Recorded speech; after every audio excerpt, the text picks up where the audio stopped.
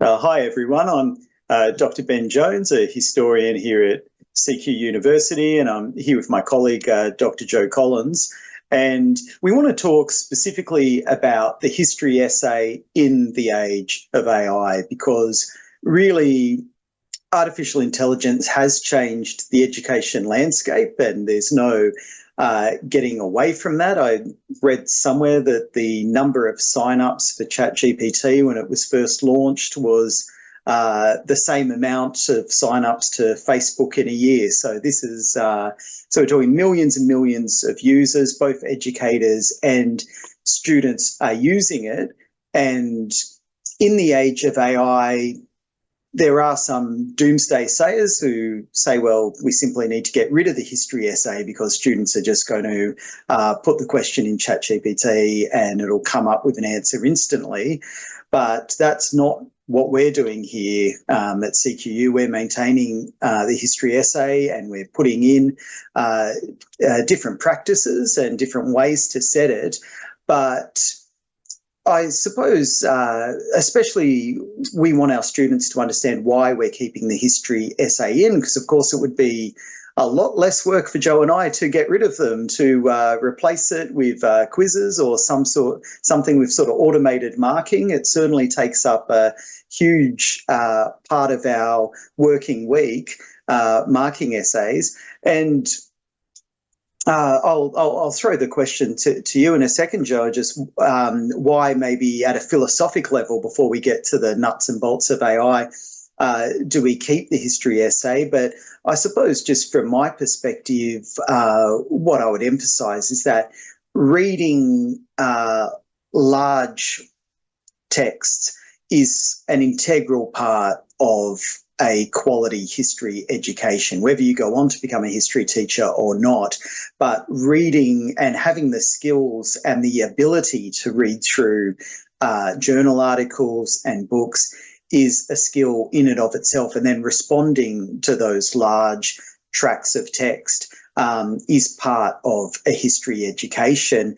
And also, when you're studying at university, this is one of the few times in your life where it literally will be your job, whether it's part-time or whether you're starting full-time, where your job actually is to engage and to read large bits of text. And believe me, when you're out in the workforce, you'll look back very fondly on your university years and that time where you were allowed to just open your mind and dedicate hours to reading, and that was the thing you were meant to be doing. And especially reading diverse texts and then synthesizing those and then seeing different opinions from different authors and then coming up with your own thesis, whether it's in a short essay of 1,000 words or a longer one of 3,000 or more, but coming up with your own position. And these are, we don't really use the term soft skills anymore because it perhaps creates a false dichotomy and suggests that other skills are more concrete, but certainly the critical thinking and research skills, and really this is what literacy really means, and that's what we want to build. Anyone can use ChatGPT, not everyone can produce a really high quality history essay. So maybe that's part of the philosophical reason on my part, but Joe, you've got 4 of our core units if you do the full history major, and I think all of your units have an essay at one point in it. So what's your reasoning in the age of AI for keeping the essay? Thanks, Ben. And it's such a great question and an important one, given, as you say, the humanities and indeed our own discipline of history are, it appears, to be constantly bombarded with these questions about the relevance of the scholarly essay and indeed of our entire discipline, given that the subject matter of history is, of course, things that have already taken place. So people ask that question in an age of supercomputers and artificial intelligence, what indeed is the use of having human brains devote themselves to this particular endeavour? And I would say that I think, well, first of all, I think the essay is, in my view, the highest expression of sensuous human activity. in the sense that I think that the essay allows us to engage with all of the various capacities that we've developed over millennia as a species. The essay itself, through the medium of language and through the written word, permits us to engage with all of the sensory experiences that we're capable of engaging with. And more importantly, it allows us to understand apparently paradoxical or contradictory problems. And I would insist, I suppose, and this is my, I suppose, my response to those who question whether or not the academic essay has a future in history and indeed across the humanities. I would insist that the material foundations of artificial intelligence, of quantum computing, of all of the really exciting opportunities that are currently being presented to us through research and development and innovation are in fact constrained by this fundamental question of whether you can reconcile two apparently opposing forces. And I think it is precisely this material limitation of artificial intelligence which makes it necessary for not just human intervention, but indeed for the human brain to be involved in engaging such difficult, complicated, and complex questions as those that we are presented with in the discipline of history. So, look, I am optimistic about artificial intelligence in the sense that I'm not one of those people that thinks that we need to, ban phones in classrooms and get people back to writing with pens and bits of paper. But I do think that the fundamental point of an essay, particularly in the discipline of history, will ensure that humans and human capacity to think and feel is always going to be involved in challenging the difficult questions that we are confronted with in history. Now, with respect to, I mean, we'll get into all of the I suppose, practical aspects of how exactly one writes an essay in history and so on. But with respect to this much more abstract philosophical question of why it is artificial intelligence does not pose an imminent threat to the essay, I would just remind people that if you consult, for example, the financial press, I'm thinking about the Wall Street Journal and so forth, and the reporting about the artificial intelligence stocks, and indeed if you go to the various websites and what have you of the those who provide AI software, so ChatGPT being the famous one, but I know that there are several others at the moment, you'll note that even they, I think, reassert that foundational claim that I started with, that there is a very definitive and strict limitation to the capacities of artificial intelligence, and that is that it relies upon inputs that are already existing. So I know, for example, that 2 years ago, the opportunities that AI presented appeared to be limitless, and they met their limit when 18 months later, the artificial intelligence programs, the large language models like ChatGPT, had scraped the entire internet. And therefore, they had to develop new programs that would produce more input so that ChatGPT could feed on more information. And my point here is that if we are relying on large language models to produce inputs for other large language models, it is very much the law of diminishing returns asserting itself, in the sense that it takes human creativity, human innovation, which is beyond this, and again, to get philosophical, beyond the Cartesian dualism of the body and the mind, and it encapsulates the whole spectrum of sensuous human activity. And by that, I mean the capacity to smell, to taste, to feel, to have emotions. So I really am, on the one hand, very optimistic about artificial intelligence and what it's doing for higher education. But on the other hand, I would be quite, look, I would be quite assertive in my position that the essay, the history essay, is not going anywhere anytime soon. That's a really insightful comments, Joe. And I think probably for me anyway, a big reason why the essay isn't going anywhere is I agree it is the gold standard of demonstrating deep human thought, and perhaps with an emphasis on human. And what are the skills that we're trying to develop in our students when setting an essay? And critical thinking would be right up at the top of them, because writing itself is thinking. Writing requires thinking. It requires deep thought, and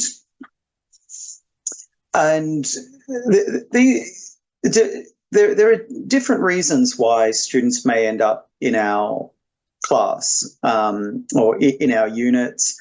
In many cases, they may be studying to be a history teacher.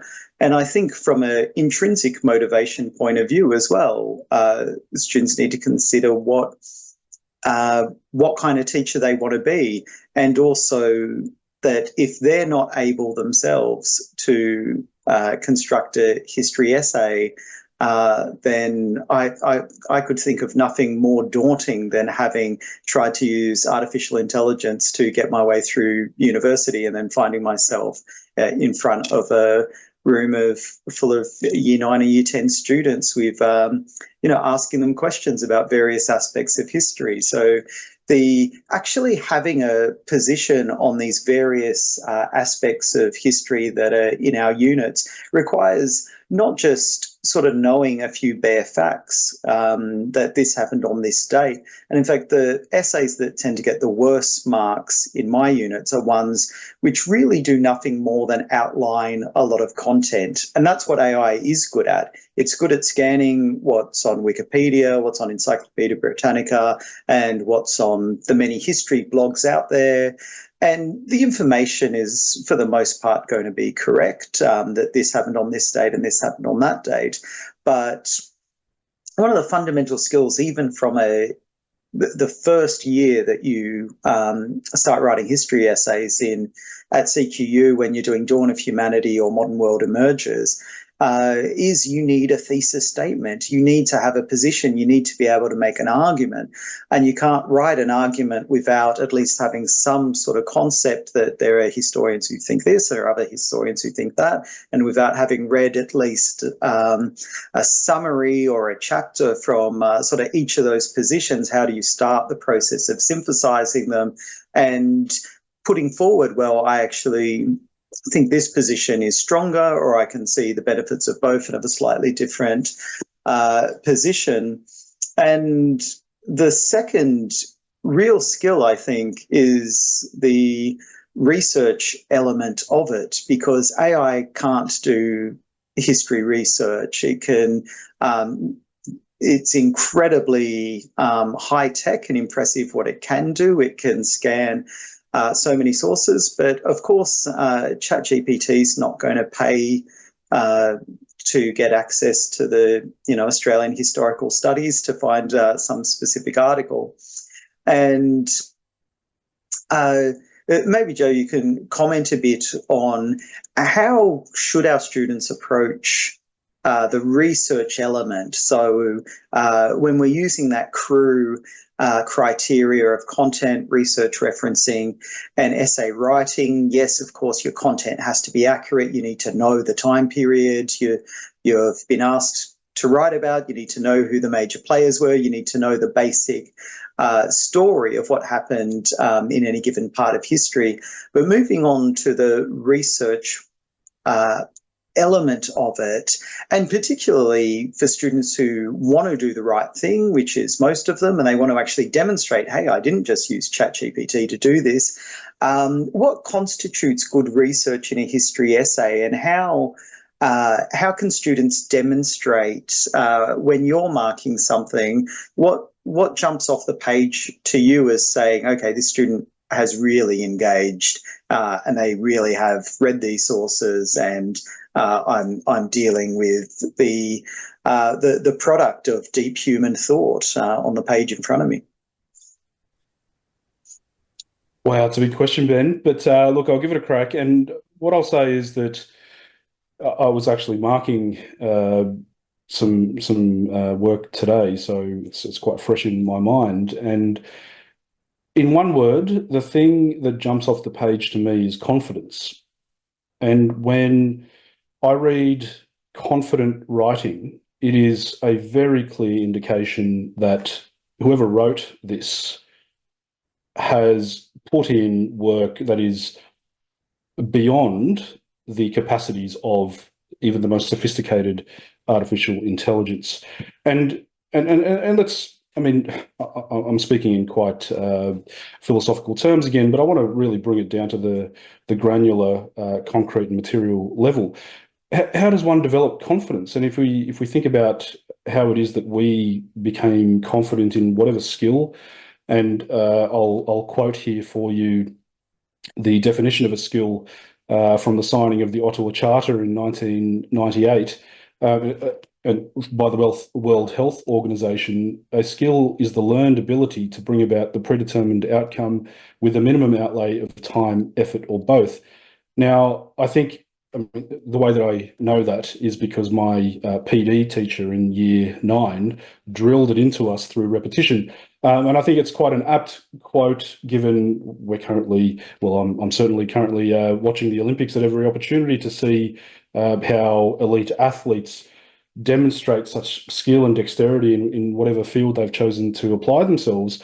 And I would actually make the point that for me, I see no distinction between reading an exquisite essay and watching a supreme elite athlete win gold in whatever sport that they've specialized in, because both require diligent application of effort and time over years to achieve that level of mastery. And that's really the way that I would move from that first response of, okay, what is it that shows me immediately, that gives me a sense, okay, this is, someone's put a lot of work into this. It's when I read confident writing. Now, what makes confident writing, and look, we're all going to have different responses to this, right? It's, I think, research, writing, thinking, it's all very idiosyncratic. So I try not to be overly prescriptive, although of course we can't help it. When we're learning a skill, we need to know, what do we practice? So look, for me, Ben, I like to play a game when I teach research students. So typically I've taught higher degree research students with a methods course. So I'm talking about postgraduate research, master's or PhD or what have you. But I think the same lessons apply in an undergraduate setting. And the question that I use to prompt the discussion is, okay, if we think about the intellectual labour process, all the things that are involved in the production of an essay, let's try to create categories. How do we allocate our time? And I say reading, writing, thinking. Okay, so those 3 categories. And I say to people, all right, you've got to come up with a ratio. Reading, writing, thinking, and the total needs to come up to 10. How do you allocate your time, right? So if I'm going to spend 10 hours producing an essay, how many hours do I spend reading? How many hours do I spend writing? How many hours do I spend thinking? And we talk about this and everyone comes up with different responses, but it's a trick question because from the very outset, I know that there is no writing without also simultaneously thinking. And often when you're writing, you need to go back and read something that prompts a different line of thought, so on and so on. So it is a very messy and very personal and subjective process. But I think we can usefully approach these 3 categories and try to come up with some guidelines for how it is that you engage with. I think we've set a high bar, Ben. You know, I came out and said this is the highest form of sensuous human activity. It's akin to reading Shakespeare and soliloquies and so forth. So I think the essay does deserve that kind of elevated status, but we can very much treat it as any other skill that if you break it down, think about what's involved, you can get very good at it. So to go back to your question, Ben, research absolutely ultimately comes down to reading, right? It is the bread and butter of our trade. And people just think, okay, of course, I'm literate. I've been reading since I was a kid. Of course, but running your eyes over a page and being able to make sense of the weird characters on that page is not the same as reading, I would contend. And reading is one of the most difficult tasks I think that we can engage in as not just historians, but as human beings. And what I mean by that is that reading for me, in the way that I'm using it, and this is a response to that question about what makes good research. Reading is not just about cracking open a PDF or a few tabs or maybe even a piece of paper in front of you. It is about how you analyze the text, how you take notes. Importantly, how do you organize those notes? How do you return to those notes? And not just for the essay that you're writing at that moment, but how do you return to that material years after you've forgotten ever reading that material, right? We're talking about a complicated system of ordering knowledge that will last your entire life, right? So, and look, that's even if you don't end up becoming a writer or a historian or a scholar. I think the way that human beings process information, order it, recall it, and so forth is part of what it is to live. So I think essays are just a way of refining that skill and elevating it to a systematic and rigorous approach. So that would be my response, Ben. Confidence is the way that I can tell, and confidence itself is a very difficult thing to have, as we all know. And therefore, I think over years of practice, you can start to ascertain, identify elements that would suggest to you that, okay, the confident writing here is indicative of this particular skill set. That's such a great answer, and I echo what you're saying, and perhaps just for the benefit of students who might be watching this video as well, I would just add in that how these essays look to me when I open them up to mark them.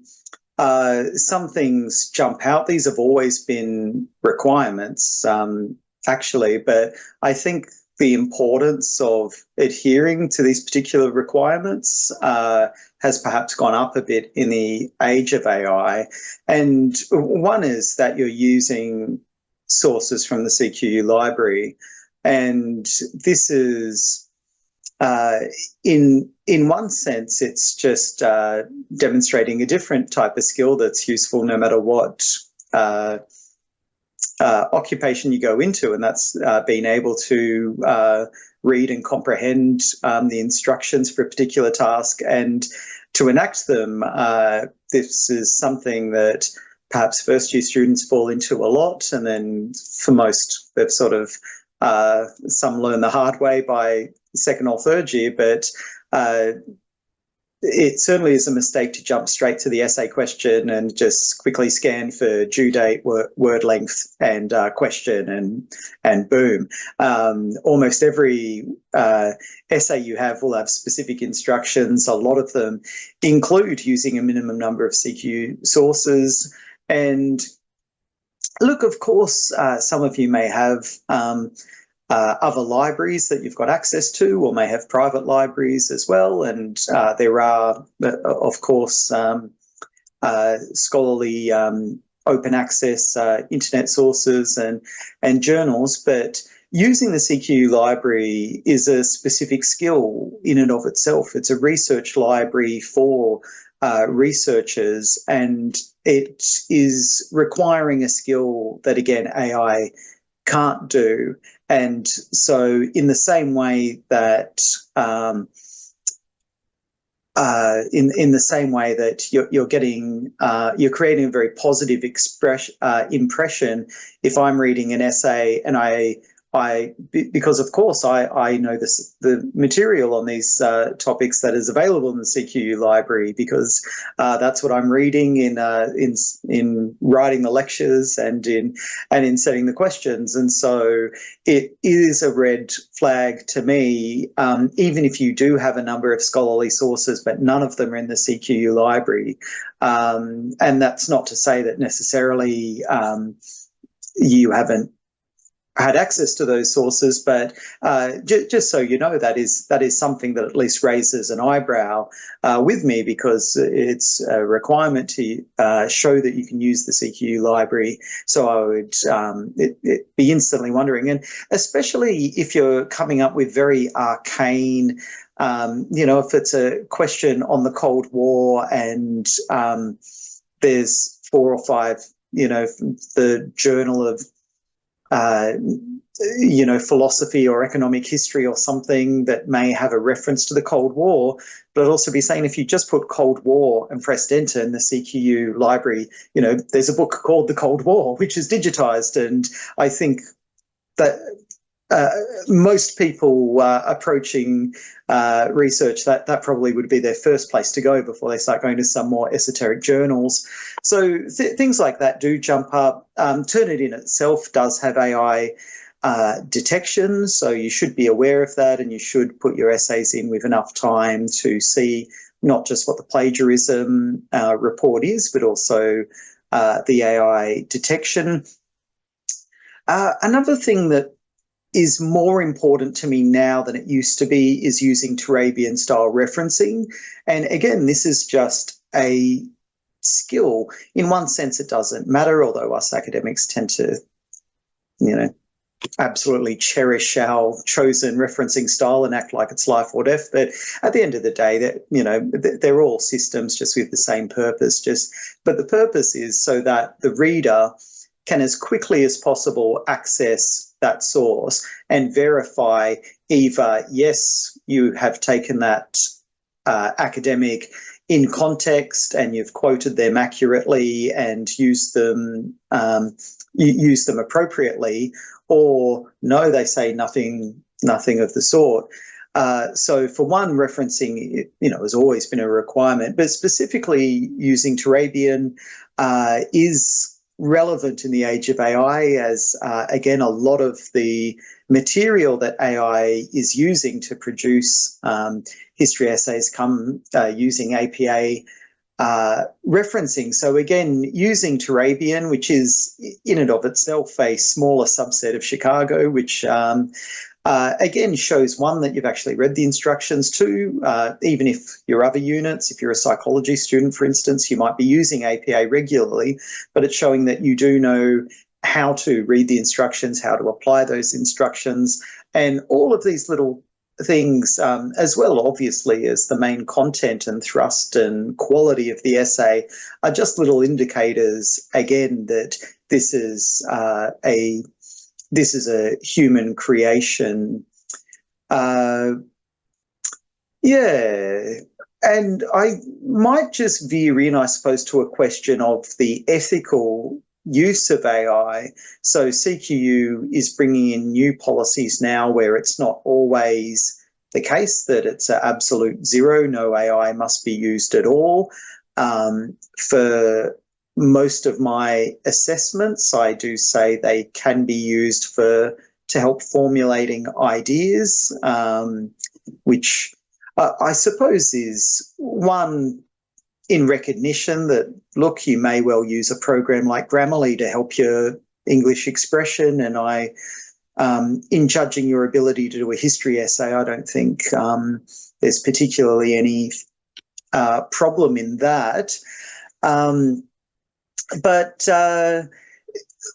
obviously, you do need this to be an original human composition. So it's not a matter that there can't be any AI involved at all, but you're putting your name to it and you're submitting it to us as your original work. And I guess you want to have for yourself some sort of satisfaction that you're putting your name to an argument. And this is why I always think the introduction is actually the hardest paragraph to write. In a really good essay, I find that one needs at least 2 or 3 rewrites. You can sort of draft it, you work your way through your ideas. Hopefully you've got an essay plan, so you are following some sort of formula to get to an end argument. But again, as Joe was saying, when you go back to your sources and you read or reread various things, different ideas may crystallize with you, and by the time you get to the end of it, you probably won't have a completely different essay, but you may think, well, actually, the emphasis is quite different, or there's an extra point that sort of occurred to me, and I've added an extra paragraph, and then that needs to be somewhere in your introduction if that's going to be one of the pillars to which your thesis. But I'd emphasize again that you're producing an argument, and this is really a human skill, is actually convincing someone of something rather than just outlining a bunch of historical facts. But with that preamble, could I throw to you again, Joe, just with some of your thoughts? And I'm with you in not seeing AI as an existential threat to the history discipline, and in many ways seeing exciting applications of it. But do you have any thoughts on its ethical use for students at CQU? Thanks, Ben. And look, I think you made some really insightful comments there that I'll pick up on and use to respond to this particular question. So, yes, is my short answer, that yes, there are absolutely ethical ways to use artificial intelligence in the writing of history essays. And before I get into some of that detail, I just want to return to something that you said, because I think you've got it absolutely bang on. And that is that if we ask ourselves, I mean, can you tell us what an essay is in one word? And you already did, and that is, an essay is an argument. An argument requires a thesis, as you say. A thesis is a position and a position makes no sense if it's just, if I'm the only person in the world and I'm shouting into the void, well, I'm not having an argument with anyone, right? Because there's no contending point of view, there's no contending perspective. So an essay is an argument, and an argument is always involved in a debate. And that, I think, is one of the reasons that artificial intelligence will never be able to replace human capacity in the construction of history essays. That is that, I mean, if you put any of our essay questions into ChatGPT, it will spit you out some seemingly coherent response, and that might use, the construction of the English language using appropriate grammar and word choice and what have you. But it will be nonsensical in the sense that it will not engage with debates that have taken us a lifetime of study to be able to be familiar with, right? So when you were saying that it's quite easy to spot essays that have used artificial intelligence, I would agree with you, because, as you say, we have spent our careers becoming familiar with scholarly debates about particular historical questions. Now, there is no way that you can create a shortcut for that process. That takes time, reading, comprehending, thinking, and trying to understand a spectrum of positions, of responses to a particular question that is just unfathomable from the perspective of one human lifetime, right? So much has happened in human history, and there is so much time and space to get your head across that there's no way that one single person can try to do it in any comprehensive way. So precisely for that reason, I think it is impossible to try to, fool somebody who has spent considerable amount of time and effort getting across those debates. So that's one thing that I would say. And I would reflect with an anecdote that when I was an undergraduate student myself, I would marvel at the way in which my lecturers would command a particular area of scholarship.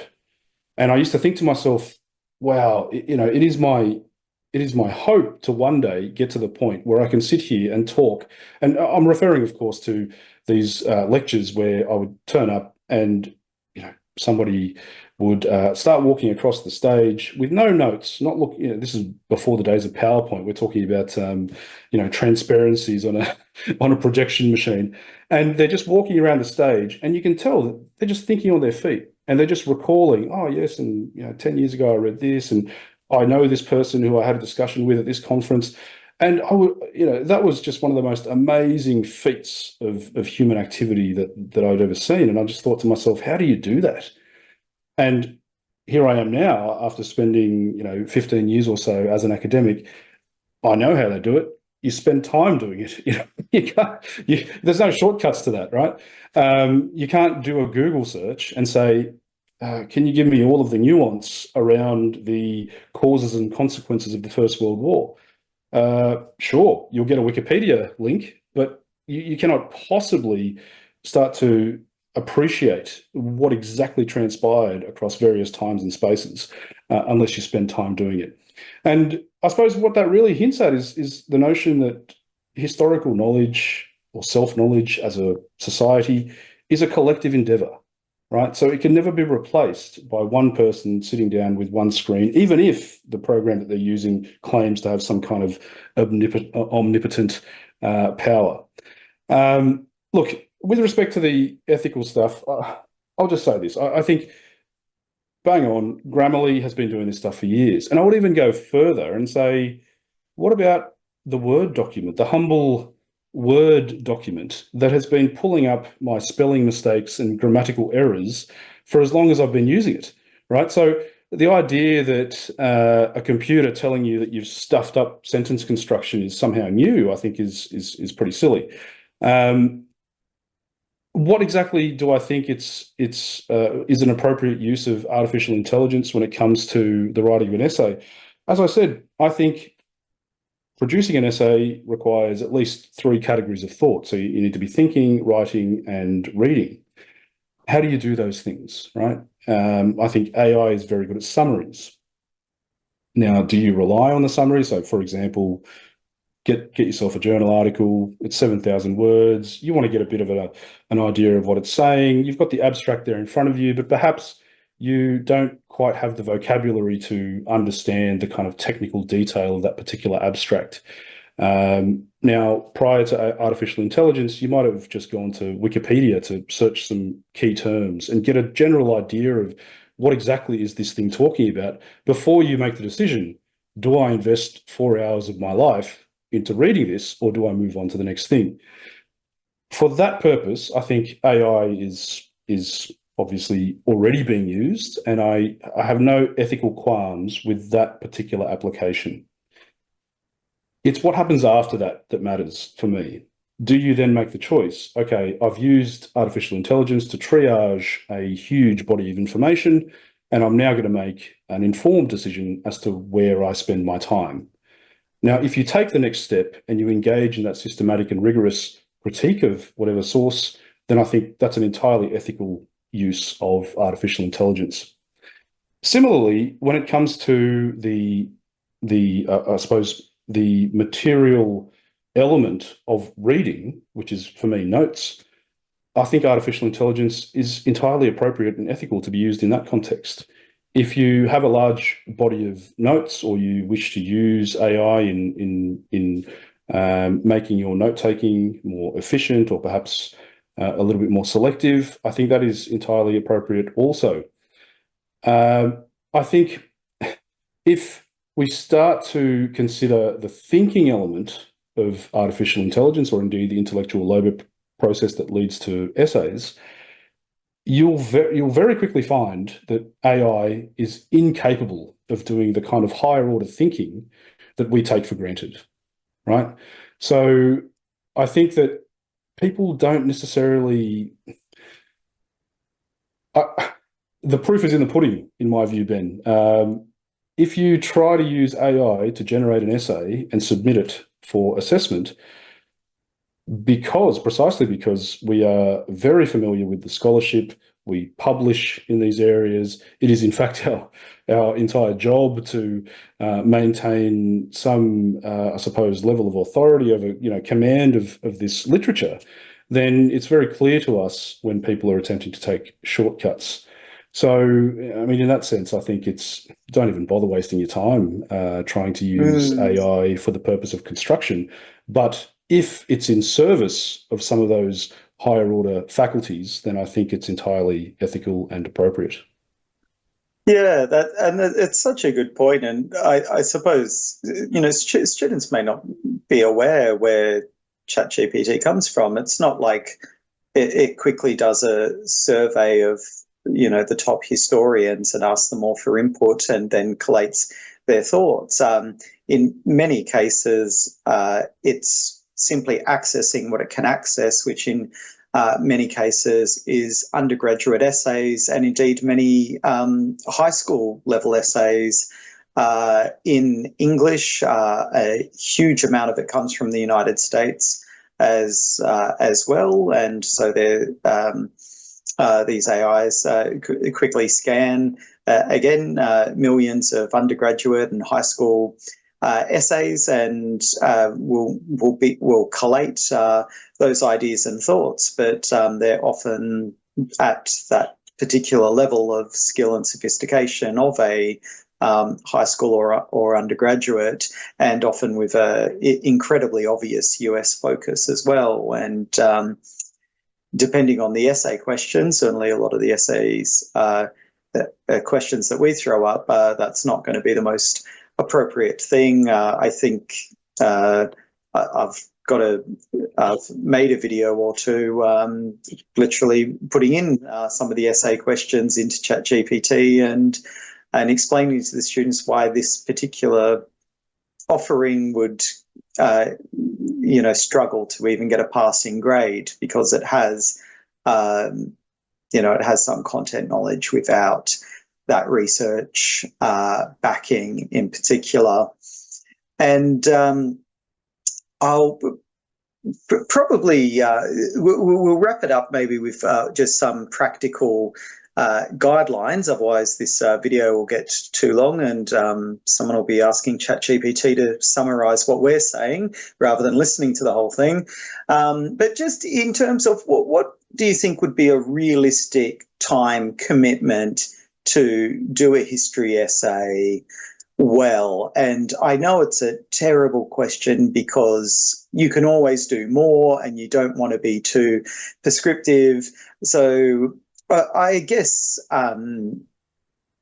my approach sometimes is to look at maybe a minimum to be able to do it well. And a thought I like to give to students as well is if the requirement for the essay and I think for all second and third years, is there's a minimum of 6 scholarly sources. So whether that's a book chapter or a journal article, you're dealing with 5,000 to 7,000 words. And as you pointed out before, Joe, there's a difference between simple English comprehension and I suppose really reading it at that slow pace, reading it while thinking and while pausing at points, because you also have the essay question in your mind. There are going to be parts you read quickly because you're like, okay, no, this isn't relevant. But then there are going to be other paragraphs or pages where you're like, oh, I've got to move slow here because I'm also highlighting and underlining bits, and I'm making notes that, okay, this is what McKenna thinks on this is what Pickering thinks on that. But for the sake of putting a number out there, I think for 6 scholarly sources, you've got to allow 6 hours.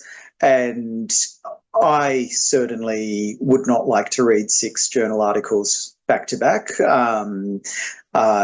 So you've also got to start thinking about timing. It's like, well, I know it's due in 3 weeks. I know 6, and this is just to do a minimum. Of course, going above and beyond and doing more than the minimum is good.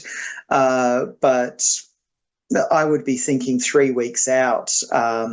I can maybe read a couple of journal articles one day. The next day, I've got another unit I've got to do. The next day, I've got a full day at work or something, and then really taking seriously your timeline and your personal commitments and whatnot.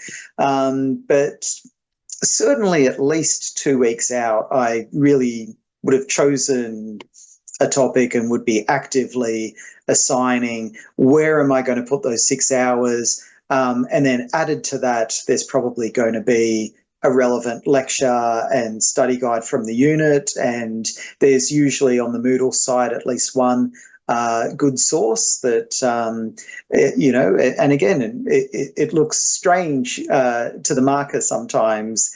If we've bothered to load something on Moodle, it's because we know it's particularly relevant to certain essay questions. And again, it does raise an eyebrow if those aren't used. And combined with the time it takes to actually write and edit, I think at a minimum sort of level, you are, I know 10 was a hypothetical before, Joe, but I think to do it well, sort of 2 weeks out, and at least having sort of 10 hours, obviously spaced out on different days, is what I would be suggesting. And on top of all the other skills we're talking about, this is a time management skill that will, serve you for life. There are lots of, quick menial tasks that are repetitive and you can do sort of with your brain switched off almost, and that's great. But the essay just isn't one of them. And in almost any career you end up in, there are going to be some of those more high functioning skills that are going to require some time management. That isn't just get this finished by close of business today. You've got a couple of weeks, and you need to have that self-discipline as well as time management skill to do it.